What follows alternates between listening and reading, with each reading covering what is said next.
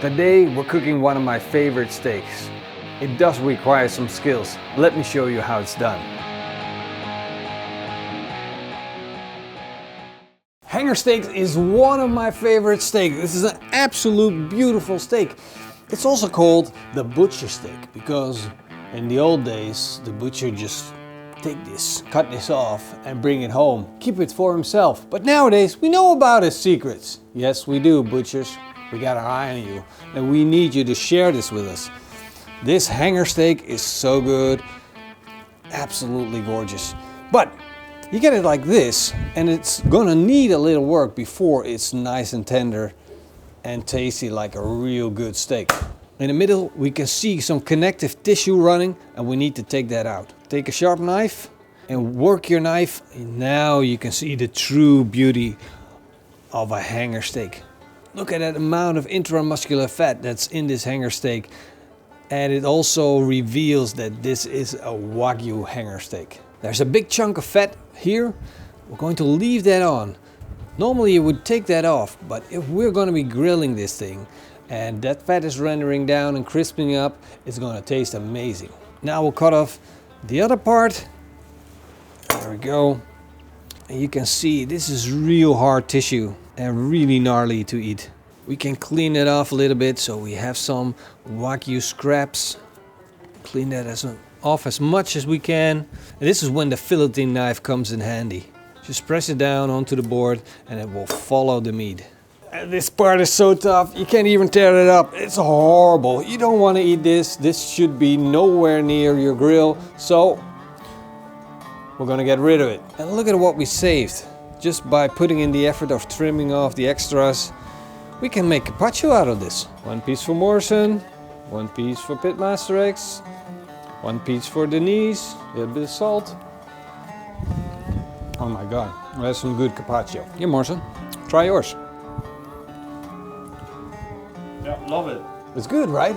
Now we just got a little bit of trimming left to do. Get rid of that silver skin that's laying around here. We're gonna expose that meat. Wil je nog meer carpaccio voordat we verder gaan? Okay. Me too, I want some more carpaccio. Let's eat it all. Let's eat it all. Why not? And that's kind of like the cool thing about this. That as a pitmaster, you can be eating scraps. Nobody knows about it. Just feeding yourself, making yourself happy. Because a happy chef, makes for better food. That's for sure. Our hanger steak is ready now. So it's time to fire up our barbecue. And I'm going to be cooking on my Kamado Joe Classic. And it's already getting dirty. I told you, we got a clean one, but now we're making it messy and dirty again. I'm taking out all the parts and then I'm going to clean out the ashes from the last cook. Look at all the beautiful white ash. Look at that. Don't throw that away. Put it in the garden. Look at that. A tray full of plant goodness. We'll put in our Kamado Joe Big Block charcoal. We'll put in our fire starters and light them up. While we wait for our charcoal to become fully lit, we are going to be cooking a little side dish. It's going to be good. So I will set aside the hanger steak. There we go. Don't eat it, Morrison. Don't touch it. Because as a side dish, we're going to be cooking mushrooms. We're going to be slow cooking this, basically like a simmer. And we want to keep them whole. And not only is that very easy for us, because we don't have to cut it, it's also very tasty. I got big ones, so I have to put in a little effort to make that happen. First I'm going to make sure that all of them are clean. Scrape off every little bit of manure and dirt that's on there. Now we're going to chop our green onions. They are so nice and spicy to go with our mushrooms. They're going to provide us with a lot of flavor. If you have a spring onion, it also provides you with a little bit of freshness. And the mushrooms are already dark. They can use a little bit of freshness. We'll also need 1 clove of garlic, which we're going to chop fine. Our fire is nice and hot. Time to put our pan in. And look at this. I got a cast iron wok, which is perfect for the spider that we got in here. There we go. Drop it in, let it come up to temperature, and then add a drizzle of olive oil. We'll add in our spring onions. I don't want to be cooking over too high of a temperature because I basically want to stew our mushrooms. But for frying, we need a little bit of heat. Time to add our garlic, a little bit more olive oil, and keep on stirring until everything is nice and soft. Time to add our whole mushrooms. Add 400 milliliters of mushroom broth, a knife point of truffeltapenade. When you buy truffeltapenade, make sure you get the right stuff and check the ingredients list to see if there is actually truffle in there. Otherwise you might end up with some chemical side flavors you really don't want. Stir it up, let the flavors mix together. We'll add a twig of fresh thyme just to unleash some of that essence, the herbs that are gonna give our mushrooms a little bit more flavor. Then we add a tablespoon of all-purpose flours, which will turn this into a gravy. This is all goodness. Ooh. We'll let this simmer for around 5 minutes. To finish it off, we're going to season it with a pinch of salt and a little bit of fresh ground black pepper. Now we need to get this off the grill right now, otherwise our gravy is going to cook in way too fast. So we're going to take it off. Looks good. The smell just makes me hungry. We'll put the lid on and let the mushrooms sit until our hanger steak is done. This way they get the opportunity to soak up all the flavors and become nice and soft. Now it's time to put in a heat deflector and make sure that we have an indirect side where our hanger steak can come up to temperature. Now we're going to add a chunk of smoke wood. This is oak smoke wood and partially it's going to burn up. But the biggest thing is that it's going to provide smoke for our beautiful hanger steak and it's going to give it a little bit of extra flavor. Now we'll put in the grill grates, close the lid.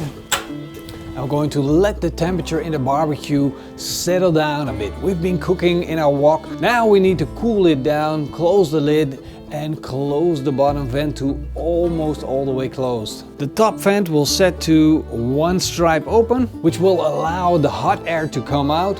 The bottom vent is closed, which will prevent new oxygen from coming into our barbecue. So now our barbecue is cooling down. We're going to put on our hanger steak.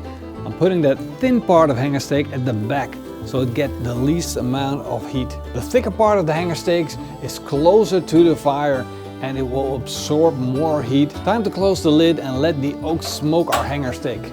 And now we wait for our barbecue to do all of our work for us. And we'll let this smoke at a temperature of 160 degrees Celsius until we reach a core temperature of around... Hello? Our hanger steak is almost ready. We want to make sure we keep a check on that temperature and we're closing into the 51, almost 52. I like these hanger steak nice and rare. So we're going to take them off the grill right now. Normally I would aim for around 52 degrees Celsius up to 54 degrees Celsius. I'm liking these. They look fantastic. Whoa, look at how tender they are. I can already see it from the way that they bend. And how juicy. Look at that. We'll let these rest. And while they are resting, we are going to raise up the temperature in the grill so we can sear them off quickly, nice and hot. Open the top vent, open the bottom vent, and let the air suck in, blow up the heat in the coals, and get our barbecue nice and hot. Let's go up. I'm going up. Woo. Smoky down there. And while our steak is resting, we're also going to sprinkle it with a little bit of salt. This is the best ways to season your steak. Never season your steak up front. Don't be a noob. I was just checking the temperature while my steak is resting and I'm already at a temperature of 54.4 degrees Celsius. So I know that I got a little bit of overshoot on my steak from 52 degrees, 51 degrees to all the way up. So this is something that I always take into consideration. And when I see that temperature going down again, I already know that that is the point that I need to be grilling. Because I don't want my steak to cool down, I want it to stay at the right temperature. So, without further ado, barbecue is nice and hot. We're ready to go. Morrison, are you ready? Let's go, go, go. We're just looking for that quick sear. A little bit of caramelization on the outside, not much more than that. We already picked up a lot of smoke flavor. We don't want to overcook our steak, so we're going to take it off when we see the color develop. And they're done. Time to take them off the grill. Oh, look at that. We got that nice red dark color from the smoke, a little bit of darkness from that grill, and the fat crispened up. And that's an important part of the texture in our mouth and the flavor that we get. So These look fantastic, absolutely really good. But we got our mushrooms, we got them on the side. So we got to plate things up, make them look good. Or should we steak the taste first? Taste the steak first. We should taste the steak first. You can see that the grains are running in this direction. You see that? We want to cut against the grain. So we're cutting against that grain that will make our steak taste nice and tender. Look at that, looking good. That is a good looking steak. Time for a taste test. Remember, if you're not tasting, you're not cooking. This is so tender. This is crazy tender. Don't buy a tenderloin ever again in your life. If you're just looking for a steak and you want it to be tender, buy the hanger steak. It's so good. It's flavorful. It's got texture a little bit, but it's so tender. And then with a little bit of fat still on there, and just spend a little extra. Buy that Australian Wagyu kind. If you never had one before, go to your butcher and say, hey, hand me over that hanger steak. Time to plate up. First we'll slice our hanger steak, drape it nicely onto our plate, lay down a bed of mashed potatoes, and then our beautiful mushrooms go on with the gravy. Oh man, this looks so good. I'm hungry, it's time to eat. And for everybody that thinks we're NASA or Area 51 and make people disappear, that's not true. Denise is still here. See? Now, let's taste the food. I want to go for a mushroom. I'm just gonna grab in there and just screaming at me. Eat me! Do it now! I like it. And for once, I didn't put in too much salt. You noticed, right? Yeah. Let's have some together with that hanger steak.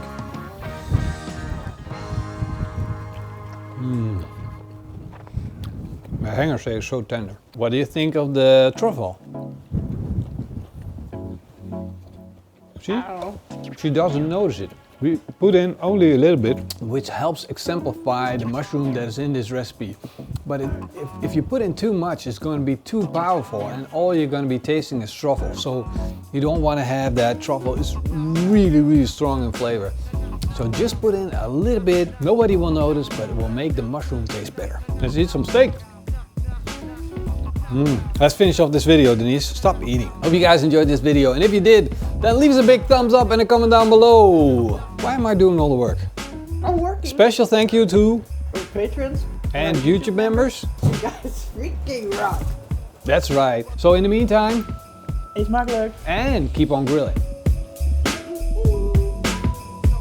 And we're out. Time to eat steak, Morrison. Let's go.